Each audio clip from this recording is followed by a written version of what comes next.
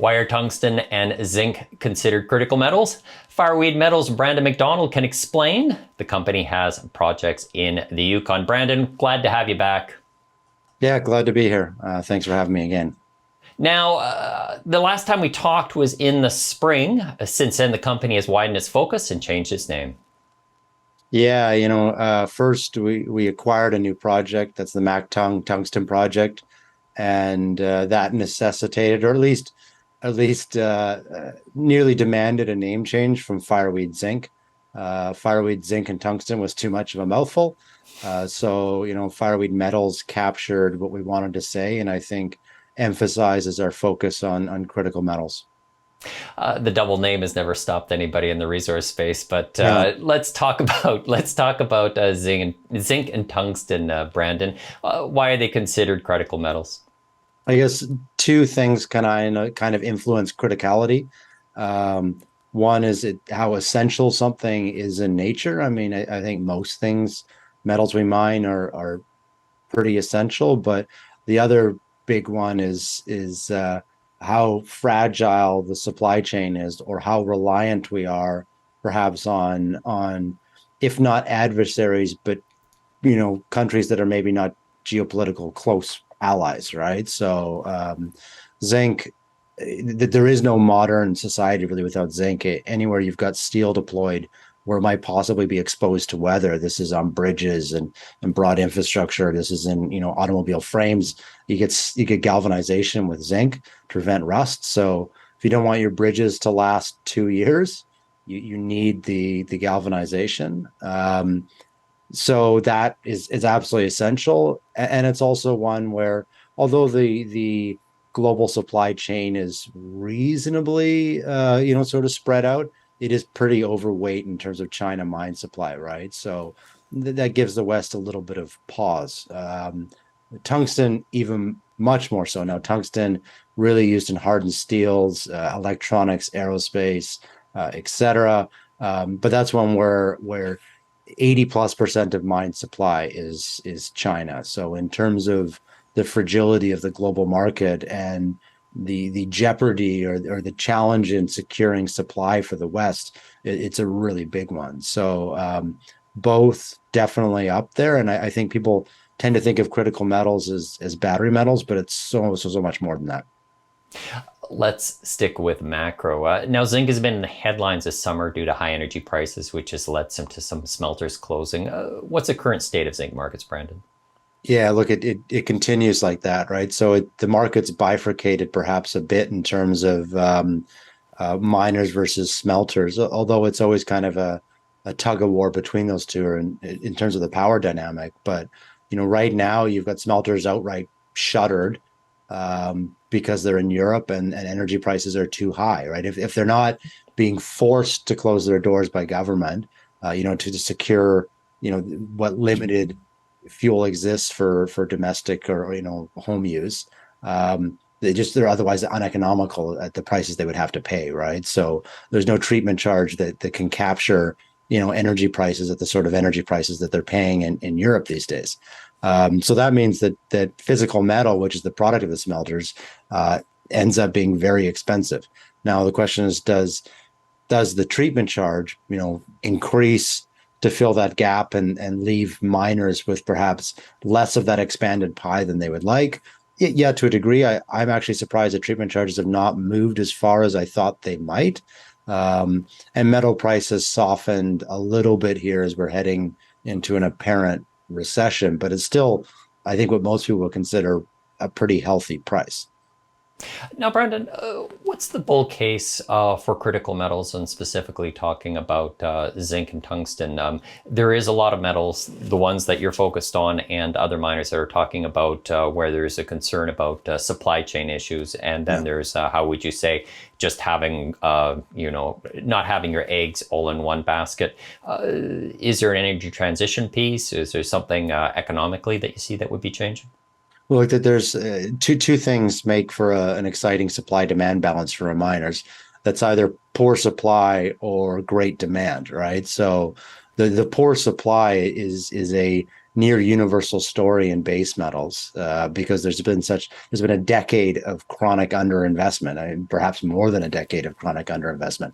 You look at the capital expenditures on new base metal mining projects, and it's been really skinny for quite a while, and that pushes, that creates even more of a crisis the longer it goes on. So that is compelling for base metals. For the demand side for zinc, anyways, is pretty compelling as not just China. I think people have to think beyond China, but other developing nations seek to modernize. Metal intensity goes up, and one of the metals that increases the most in intensity as you start to modernize is zinc. As you start to build on infrastructure, as you start to build homes and apartment buildings and office buildings and all this sort of stuff, this really creates outsized demand for zinc. And the West, for that matter, certainly you look at the state of infrastructure in the U.S. They're begging for a U.S. An infrastructure refresh in that country, and not just that. All over the world, as we came out of COVID and now we're going into recession, people are thinking, governments are thinking stimulus. And if you want to do a seriously large stimulus, like I'm talking $1 trillion plus, there's only one place you can deploy $1 trillion, and that's into infrastructure. So that is incredibly bullish for zinc. Tungsten's a bit more nebulous, right? That this is an industry that much, much smaller market. I don't even think it's not even 1% of the zinc market, for example. So there, you're expecting reasonably good compound growth a year, not crazy, but really in the transition there, that this is critical in aerospace, defense, circuit boards, et cetera, and also with some emerging applications with battery technology. So it's a bit of an odd one because it's a smaller, more opaque market, yet perhaps that can be exactly what creates the most outsized returns. Assess Canada's support for critical metals, Brandon. Since we last talked, there has been a series of announcements. You saw the Inflation Act that was passed over the summer.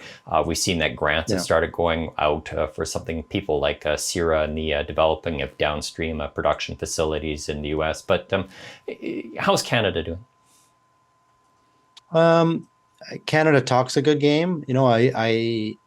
It's early in the game, right? So the talking is mostly what should be happening now. I think for me, the essential test will be the follow through, right? So the federal government promised billions of dollars for infrastructure to critical minerals projects.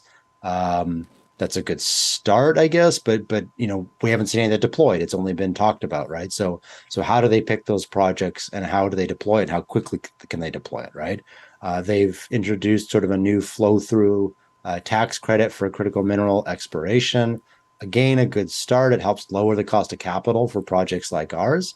But we think that needs to be expanded to post exploration. Like you think about the Lassonde curve, right? The worst part of the Lassonde curve is exactly when you lose access to flow through as well, right?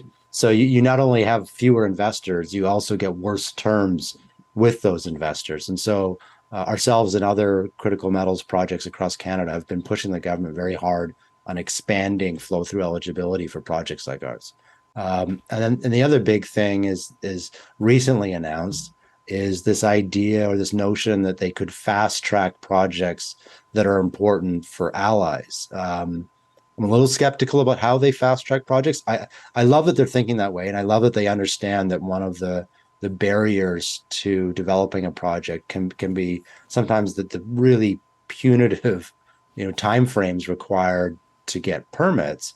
I'm just not sure there's a way to speed that up with a stroke of a pen. Like I think it's going to be a lot of hard yards. And I tend to be a little cynical about the government's willingness to put in those hard yards. But if they do, it's amazing. Can you expand on that, Brandon? I did an interview earlier this week with Wailu, who has the Eagle's Nest at Noront now that they've taken it as well too, and they were just how would you say, the exploration timelines were something that they were seeing some pain with. It's interesting that you say, though, at the same time, it might be something that is difficult to alleviate. Yeah, because it's not a single issue thing, right? And I think it stems from um, a lack of expertise within government, and this is all levels of government. This is from federal, provincial, local, First Nations governments, where because we've had a decade without a lot of projects, perhaps the expertise in assessing these things has aged out, right? And maybe there's not, and there isn't enough money in providing capacity for each of those levels of government to assess big projects, right? So this is, if you're the lone assessor on some project, and not that it's ever a lone assessor, but you get my point. At any one of those levels of government, um, the feds snapping their fingers and saying this is being fast tracked doesn't make it any easier for you to do your job, right? So we see a need for the government to really invest in training and capacity to help speed these things up, right? And I think that's just going to take some time to debottleneck the process. We're talking in late October. The summer's past us. Maybe talk about some project highlights from the past season. Maybe first start with Macmillan Pass, please, Brandon. Yeah, biggest ever drill program there. We came in just under 8,000 meters in terms of total meters drilled, which was 8,000 was our initial target. We'd revised that down to 7,000, but thankfully, competent drillers and a bit of luck, and we basically got there. All of our holes hit mineralization, which is good. We haven't got drill results yet, but we had released in a previous a previous news release that we had hit some extensions and some step outs and some new zones, which are going to be highly meaningful and hopefully material. So now it's just a bit of the waiting game to get firm numbers on those. We're seeing about a 3-month wait for assays. So now that's subject to change. But that means the first stuff we submitted should be due soon-ish. And the last stuff we submitted, which was a matter of a week or so ago, could come as late as February. But again, some uncertainty there. I think, look, we've had every year we've drilled this project, we've had crazy good holes. This was our biggest year ever, and so it really should come up no surprise that we're also able to get some very good numbers. And I'm eagerly awaiting those assays and being able to put them in front of investors. Now, I believe that the projects Mactung and Gayna were the projects that, how would you say, precipitated the name change. What Yeah. work were you able to do on the two projects this summer? Mactung was pretty little. We went and we did a resampling program to support the resource update, and that's about it. Some relogging and resampling, some remeasuring of bulk density. So no new work there, just really dealing with historic core. Gayna River, we also did not drill, but we got a pretty extensive ground gravity LiDAR geochemical survey done, which we hope in the next 3-4 weeks we'll be able to put out a comprehensive news release, kind of what we were found there and what we were expecting. So that's going to be exciting. Hopefully what comes out of that are some pretty well-defined drill targets for next year, which hopefully gets people engaged and allows us with confidence to proceed with that. So that's a very grassrootsy, although it's had nearly 30,000 meters of drilled into it by the past owner Rio Tinto. We're looking at an entirely different way and looking for a different thing than they did. So we'd consider it pretty grassroots. Lastly, milestones over the next 12 months, Brandon.